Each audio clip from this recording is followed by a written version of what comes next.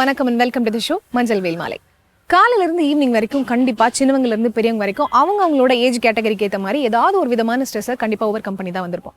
So இதெல்லாம் எப்படி தாண்டி வரது, எப்படி மைண்டை ரிலாக்ஸ் பண்றது, எப்படி ரிஃப்ரெஷிங்காக ஃபீல் பண்றது அப்படின்னு பார்த்தீங்கன்னா நம்மளோட ஷோ மூலமா கண்டிப்பா அது நிச்சயமா சாத்தியமாகும்.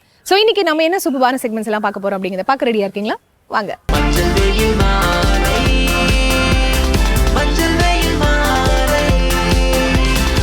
நம்ம ஷோட ஃபர்ஸ்ட் செக்மெண்ட் யோகாசனம்.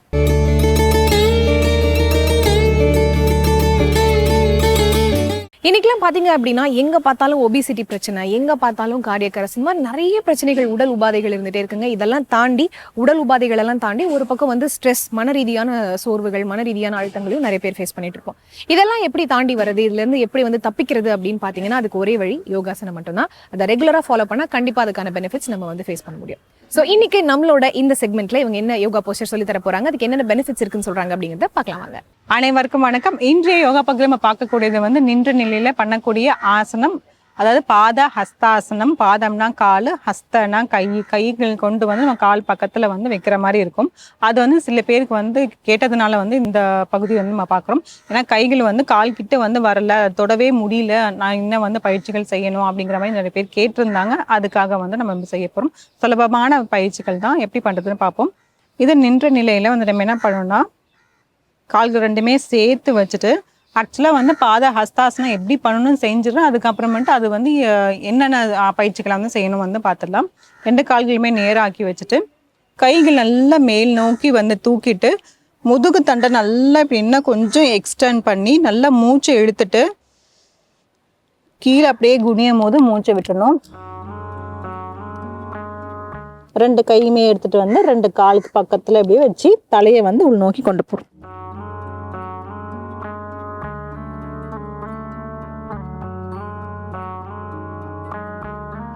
தளர்த்திக்கலாம்.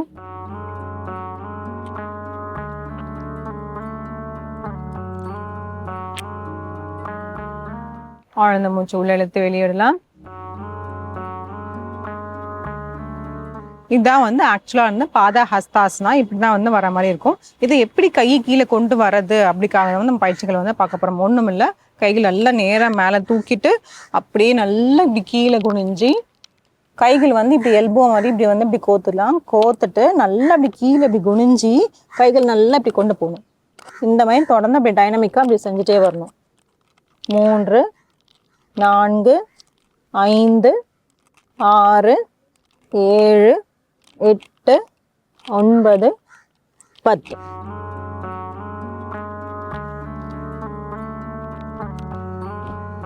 ஆழ்ந்த மூச்சு உள்ள இழுத்து வெளியே விடலாம்.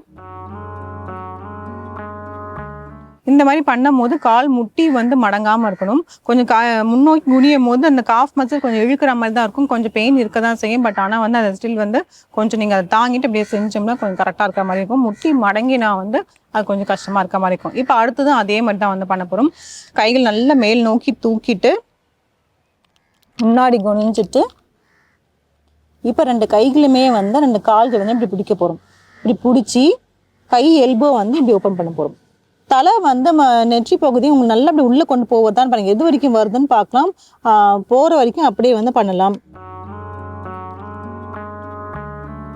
இதுல சில வினாடிகள்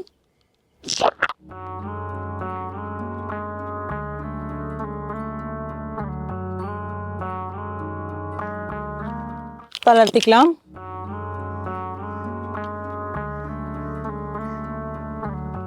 இந்த மாதிரி பண்ணும் போது கைகள் ரெண்டுமே வச்சு பிரிக்கும் போது சில பேருக்கு பேலன்ஸ் கிடைக்காது. அதனால கால் பாதத்தை வேணா இப்படி தள்ளி வச்சுட்டு அதுக்கப்புறமேட்டு பிடிச்சிட்டோம்னா கொஞ்சம் ஓரளவுக்கு பேலன்ஸ் கிடைக்கும். அதுக்கப்புறம் இன்னும் ஒரு பயிற்சி.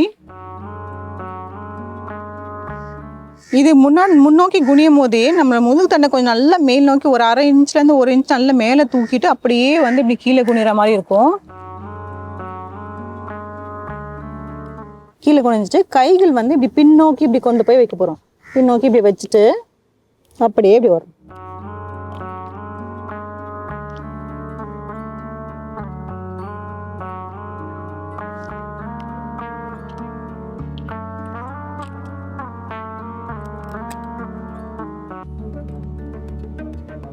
ஆழ்ந்த மூச்சை உள்ளே இழுத்து வெளியிடலாம்.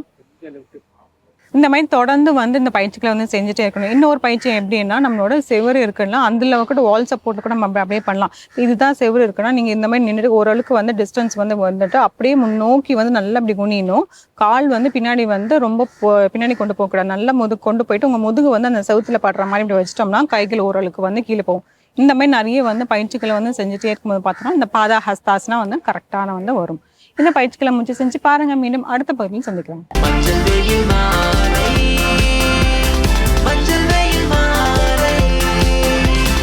நம்ம ஷோட நெக்ஸ்ட் செக்மெண்ட் இங்கிலீஷ்ல பேசலாம். எல்லாருக்குமே மதர் டங் அப்படிங்கிற ஒரு விஷயம் ரொம்ப ரொம்ப முக்கியமான விஷயம், ரொம்ப சென்டிமெண்டலான ஒரு விஷயம் கூட. பட் அதெல்லாம் தாண்டி இங்கிலீஷ் அப்படிங்கிற ஒரு விஷயம் இருந்தால் மட்டும்தான் நம்மளால வேர்ல்டு வைட் எல்லா இடத்துலையும் சர்வை பண்ண முடியும். அப்படிப்பட்ட ஒரு லாங்குவேஜை இவங்க எவ்வளோ ஈஸியாக பிகினர்ஸ்க்கு வந்து சொல்லி கொடுத்துட்டு இருக்காங்க அப்படிங்கிறத பார்க்க ரெடியா இருக்கீங்களா? வாங்க. ஹலோ ஃப்ரெண்ட்ஸ், இன்னைக்கு நம்ம இங்கிலீஷ்ல பேசலாங்கிற நிகழ்ச்சியில என்ன பார்க்க போறோம் அண்ட் தென் ஆல்ரெடி என்ன பார்த்துக்கிட்டு இருந்தோம் அப்படிங்கிற ஒரு சின்ன நினைவூட்டலோட இன்னைக்கான கிளாஸ் ஸ்டார்ட் பண்ணிடலாம். நம்ம எதை பத்தி பார்த்துட்டு இருந்தோம்? காலங்கள் இல்லையா? அதாவது காலங்கள்னும் போது டென்சஸ். இந்த டென்சஸ் வந்து ப்ரெசென்ட்ல, பாஸ்ட்ல, ஃபியூச்சர்ல இந்த மாதிரியான காலங்கள்ல எப்படி சொல்றாங்கன்றதான். ப்ரெசென்ட் டென்ஸ் வரும்போது நிகழ்காலத்துல சொல்லக்கூடியது, பாஸ்ட் டென்ஸ் வரும்போது இறந்த காலம், ஃபியூச்சர் வரும்போது எதிர்காலம். அப்போ ஒரு விஷயத்த, ஒரு காலத்தை வந்து நம்ம என்ன பண்றோம், நம்ம ஒன்னொன்னையும் ஒரு அடிப்படையில் சொல்லிட்டு இருக்கோம். ஒரு பாசிட்டிவ், ஒரு நெகட்டிவ் அப்படிங்கிற மாதிரி, ஒரு இன்ட்ரோகேட்டிவ் அப்படிங்கிற ஒரு அஃபர்மேட்டிவ்லையும் சொல்றோம் நம்ம, இல்லைங்களா? ஸோ அப்போ ஒரு வாக்கியத்தை பேசுறத வந்து எப்படியெல்லாம் பேசலாம் அப்படிங்கிறது மட்டும்தான். அதை வேர்ப் ஃபார்ம் பேஸ்ல நம்ம பேசக்கூடியது. ஆக்ஷன் வார்த்தைகளை, செயல் வார்த்தைகளை கொடுக்கும்போது அந்த சென்டென்ஸ் நமக்கு என்ன ஆகும், ரொம்ப அழகா ஹைலைட் பண்ணி காமிக்கும், இல்லைங்களா? ஸோ அப்படி இருக்கும்போது இன்னைக்கான செயல் வார்த்தை என்ன, இன்னைக்கான ரூல் என்ன, அந்த ஆக்ஷனை எப்படி எந்த இடத்துல பெர்ஃபார்ம் பண்ணால் நல்லா இருக்கும் அப்படின்னு சொல்லி தருவாங்க. ஸோ இன்னைக்கான ரூல் வந்து future perfect tense,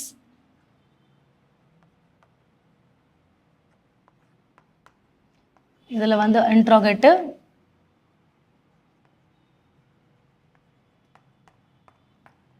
which indicates not, negative form, verb form V1, V2, V3, present, past, past participle அப்படிங்கிறது தான். ஸோ ஒரு வேர்ப் ஃபார்ம் நம்ம என்ன எடுக்கிறோம் அப்படின்னா ஈட்.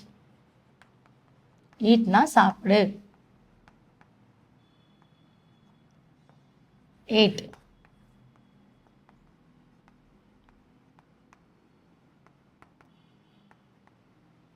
சாப்பிட்டேன். V3 வந்து eaten.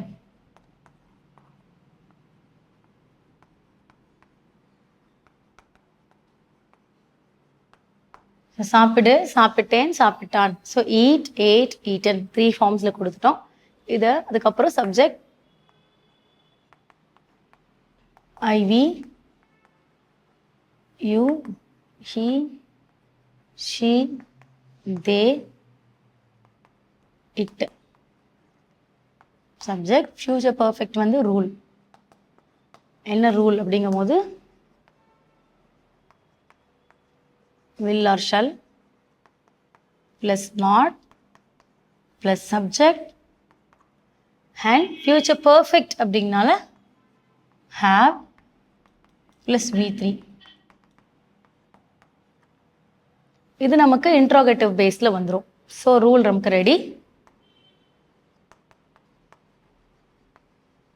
So will plus not நமக்கு ஷார்ட் ஃபார்ம் என்னது, won't இல்லையா? So won't she have eaten the dinner. So won't she have eaten the dinner அப்படின்னா அவள்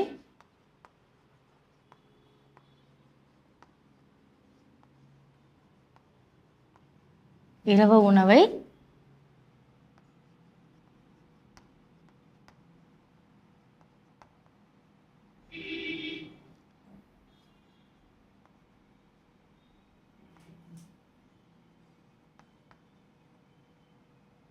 சாப்பிட்டிருக்க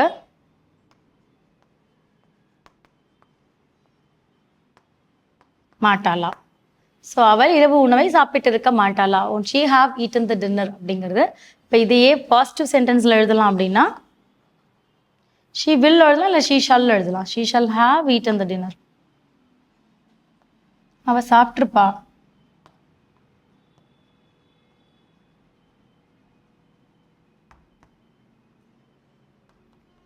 இதே negative. She shall not have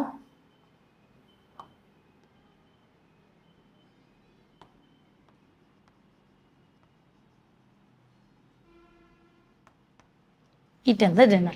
so அப்போ ஒரு விஷயத்த மல்டிபிளாக, அதாவது ஒரு பாசிட்டிவ் நெகட்டிவ் இன்ட்ரோ அப்படிங்கிற மாதிரி வித்தியாசமாக நம்ம சொல்லிக்கிட்டே வரும். ஸோ அப்போ அவள் சாப்பிட்டாளா, சாப்பிட்ருப்பாளா, இல்லை சாப்பிட்டு முடிச்சிட்டாளா அப்படிங்கிற மாதிரி பேசக்கூடிய விஷயம்தான். இதை இப்படியும் எழுதலாம். இன்னும் நீங்கள் வேற யூஸ் பண்ணி ஏதாவது என்னன்னா இன்னும் டெவலப் பண்ணவும் செய்யலாம். One she have eaten the dinner by today, by tonight, இன்று இரவு அப்படிங்கிற மாதிரி ஸ்டார்ட் பண்ணலாம். இன்று இரவு அவள் இரவு உணவை சாப்பிட்டிருப்பாளா அப்படிங்கிற மாதிரி, சாப்பிட்டு இருக்க மாட்டாளா, சாப்பிட்ருப்பாளா அப்படிங்கிற மாதிரி இல்லையா. ஸோ அவள் அந்த மாதிரி கேட்குறது, ஒரு டவுட்ஃபுல்லான ஒரு விஷயத்த கேட்கக்கூடியது ஒரு கேள்வியாக கேட்குறது தான். சரிங்களா. ஸோ அப்போ ஒரு விஷயம், ஒரு சென்டென்ஸை நீங்கள் அமைக்கிறதுக்கு அந்த ஆக்ஷன் தான் ஃபர்ஸ்ட் மெயின். ஏன்னா என்னதான் ரூல் இருந்தாலும் இந்த V3 நீங்கள் எடுத்துட்டீங்கன்னா இப்போ ஓன் ஷீ ஹேவ், அப்போ அப்படியே நிப்பாட்டிட்டீங்க. ஒன் ஷீ ஹேவ்னா என்ன அவ அப்படிங்கிறது தெரியாது, அவள் என்ன செயலை செய்கிறான்னு தெரியாது. இதே வந்து ஒன் ஷீ ஹேவ் ஈட்டன், இந்த V3 இந்த வேர்ப், அதாவது வேர்புங்கிறது விச் இஸ் இண்டிகேட், வேர்ப் 3 வந்து பாஸ்ட் பார்ட்டிசிபிள். ஸோ அதை இண்டிகேட் பண்ணும் போது நமக்கு என்ன வரும், ஓகே அவங்க இந்த செயலை செய்கிறாங்க, சாப்பிட்றாங்க, சாப்பிடல, எழுதுனாங்க, எழுதலை அப்படிங்கிறத அந்த செயல் அப்படிங்கிறத என்ன பண்ணணும், அந்த சென்டென்ஸை இண்டிகேட் பண்ணி கரெக்டாக சொல்லணும். சரிங்களா. ஸோ அப்போ அதுக்காக நம்ம என்ன பண்ணுறோம், ஆக்ஷன் அப்படிங்கிறத எடுக்கிறோம். அந்த ஆக்ஷனையும் பேஸ்ட் ஆன் த டென்ஸுக்கு ஏற்ற மாதிரியான ஃபார்மில் எடுக்கிறோம். என்ன டென்ஸ்க்கு என்ன ஃபார்ம் எடுத்து யூஸ் பண்ணணுமோ அந்த மாதிரி. இப்போ இந்த மாதிரி எழுதுறது மட்டும் இல்லாமல் இது அப்படியே பேசி பழகணும். So when you are speaking out அப்படிங்கும்போது தான் அந்த ஃப்ளூயன்சிங்கிறதே வரும். எவ்வளோக்கு எவ்வளோ எழுதிக்கிட்டே வரீங்களோ அவ்வளோக்கு அவ்வளோ அந்த சென்டென்சஸை பேசுங்க. பேச பேச பேச உங்களுக்கு என்ன ஆகிடும், அந்த ஃப்ளூயன்சி, ஒரு ஃபாஸ்ட்னஸ் அப்படியே வரும்.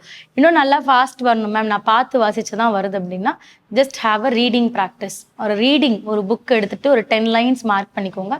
அந்த 10 லைன்ஸை ஒரு கன்சிஸ்டண்ட்டாக நீங்கள் ரீட் பண்ணுங்கள். ஃபஸ்ட்டு தடு மாதிரி ரீட் பண்ணுறீங்க, அதுக்கப்புறம் என்ன பண்ணுங்கள், ஃபர்ஸ்ட் லைனை ஃபாஸ்ட்டாக ரீட் பண்ண பழகுங்க. தென் அப்புறம் ஃபுல் பேராகிராஃப் ஃபாஸ்ட்டாக ரீட் பண்ணுங்க. Then I have a time keeper, time limit வச்சுக்கோங்க. ஒரு 30 செகண்டில் 50 வேர்ட்ஸ் ரீட் பண்ணணும் அப்படின்னு வச்சாதான் நீங்கள் அந்த 50 வேர்ட்ஸில் அட்லீஸ்ட் 30 வேர்ட்ஸ் ரீச் பண்ணுற மாதிரி இருக்கும். ஸோ அந்த மாதிரி ரீடிங் ப்ராக்டிஸ் வைக்க வைக்க என்ன ஆகிடும் அப்படின்னா ஃபாஸ்ட்டாக வார்த்தைகள் பழக ஆரம்பிச்சிடும். நம்மளுடைய நாக்கு வந்து நம்ம சொல்கிறத கேட்கும். அதுக்காக தான் will have a reading practice.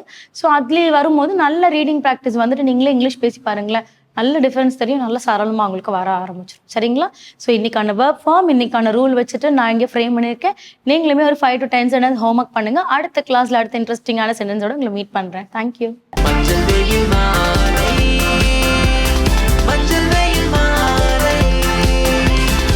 நம்ம ஷோட நெக்ஸ்ட் செக்மெண்ட் தெரிந்து கொள்வோம்.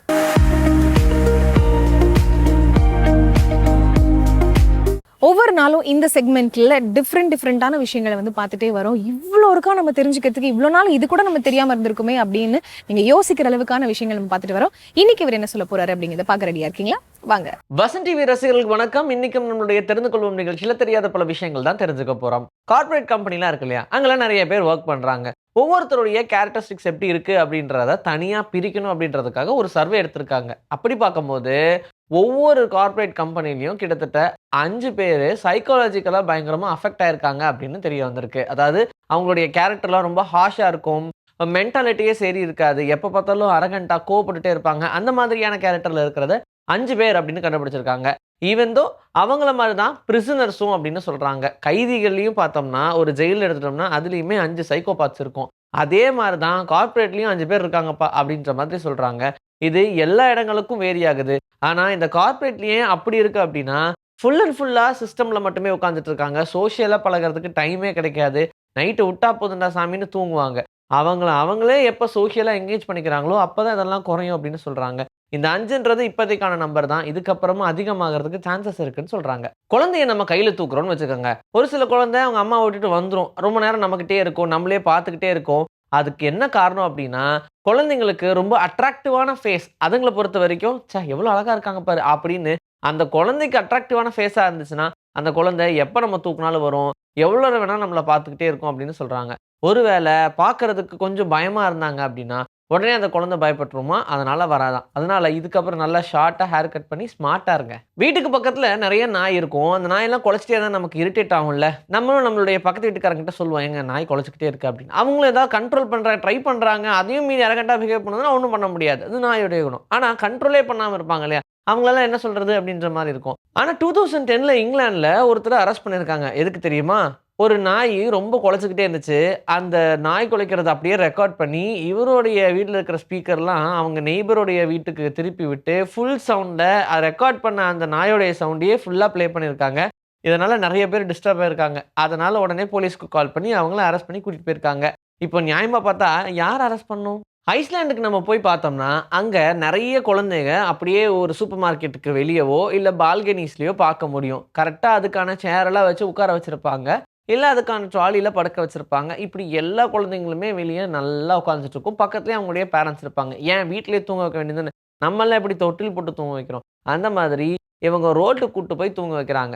கொஞ்ச நேரம் அப்படியே வாக்கிங் போயிட்டு, அங்கேயே அந்த குழந்தைய பார்க் பண்ணிருவாங்க. அந்த இடத்துலயே அந்த குழந்தை ரொம்ப நேரம் தூங்கும். நல்லா 1 மணி நேரம், 2 மணி நேரம் தூங்குனதுக்கு அப்புறமா கூட்டிட்டு வந்துடுறாங்க.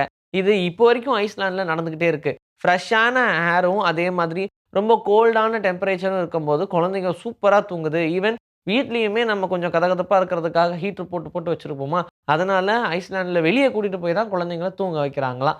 ஏன்னா, அங்க ஏசியே இருக்காது. எல்லா வீடுகள்லயுமே ஹீட்டர்ஸ் தான் இருக்கும். அப்படி ஒரு வேள நம்ம வீட்டுக்குள்ள கூலிங் அதிகமாகட்டும்னு நெனச்சா, இருக்கிற எல்லா எலக்ட்ரிக்கல் எக்யூப்மெண்ட்ஸும் ரிப்பேர் ஆகறதுக்கு சான்சஸ் இருக்கு. அதனால அது ஸ்பாயில் ஆகக்கூடாதுன்றதுனால தான் குழந்தைங்கள எல்லாத்தையும் கூட்டு போய் வெளிய உட்கார வைக்கிறாங்க. பால்கனிக்கு கொண்டு போறாங்க. ஸோ, இதனால குழந்தைங்கலாம் நல்லா தூங்குதாம். கடைசியா மார்க்கெட்ல போய் பூசணிக்காய் வாங்கியிருப்பீங்கல்ல.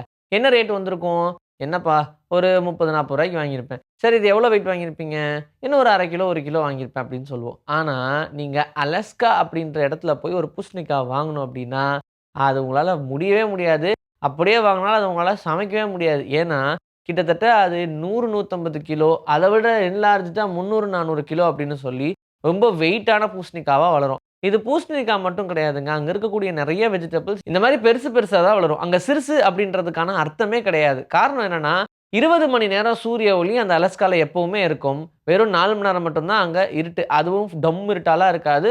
ஓரளவுக்கு இருட்டா இருக்கும். அதனால 20 மணி நேரமும் சூரிய ஒளி பட்டுட்டே இருக்கிறதுனால, அங்க போதுமான அளவுக்கு அதுக்கு நியூட்ரிஷன்ஸ் கிடைக்குது. அதனால அது வளர்ந்துகிட்டே போய்க்கிட்டு இருக்கு. இதுதான் ரீசன் அலாஸ்கால இவ்ளோ கிலோ நடக்கிறது. ஈவன் தோ அங்கேயே பார்த்தீங்கன்னா, ஃபெஸ்டிவல்லாம் நடத்துவாங்க. அதுல யாருடைய பூசணிக்காய் ஹெவி வெயிட்டோ அவங்களுக்கு பரிசு கோப்பையெல்லாம் உண்டு. நல்லா இருக்குல்ல? ஐஸ்கிரீம் நம்ம சாப்பிடுவோம். சில டைம் நமக்கு ஐஸ்கிரீம் சாப்பிடணும்னு தோணிக்கிட்டே இருக்கும். ஆனா சாப்பிட மாட்டோம். அப்ப நம்ம மைண்ட் அப்செட் ஆயிரும். சரி, இப்ப என்ன நடக்குது அப்படின்னு பார்த்தோம்னா, நம்மளுடைய பிரெயின் ரொம்ப எமோஷன கண்ட்ரோல் பண்ண முடியாத லெவல்ல இருக்கும்போது, அது ரொம்ப பெயினா மாறும். அந்த பெயின நீங்க ஐஸ்கிரீம் சாப்பிடும்போது உங்களால கம்மி பண்ண முடியும் அப்படின்னு சொல்றாங்க. அப்படி கம்மி பண்ணி ரிசர்ச்ல ஐஸ்கிரீம் எமோஷனல் பெயின்ஸ கம்மி பண்ணுது அப்படின்ற மாதிரி சொல்லியிருக்காங்க. அதனால தான் நமக்கு மன கஷ்டமா இருக்கும்போது நமக்கு ஐஸ்கிரீம் சாப்பிடணும்னு தோணுது. சாப்பிட்ட உடனே ஓரளவுக்கு நம்மளுடைய பிரெயின் காம் ஆகுது. இன்னைக்கு நம்மளுடைய தெரிந்து கொள்வோம் நிகழ்ச்சியில தெரியாத பல விஷயங்கள் தெரிஞ்சுக்கிட்டோம். இதே மாதிரி சூப்பரான கண்டென்ட்டோட உங்களை நான் வந்து சந்திக்கிறேன். This is bye from Vijayasri. Take care. என்னங்க, இன்னைக்கு நம்மளோட ஷோல பார்த்த எல்லா செக்மெண்ட்ஸுமே உங்களுக்கு ரொம்ப பிடிச்சிருக்கும், என்ஜாய் பண்ணி ரசிச்சு பார்த்திருப்பீங்க அப்படின்னு நினைக்கிறேன். இதே மாதிரி ஒரு அழகான எபிசோட இன்னும் சந்திக்கலாம். Until then, it's bye from Farita and Manjil Velmali team.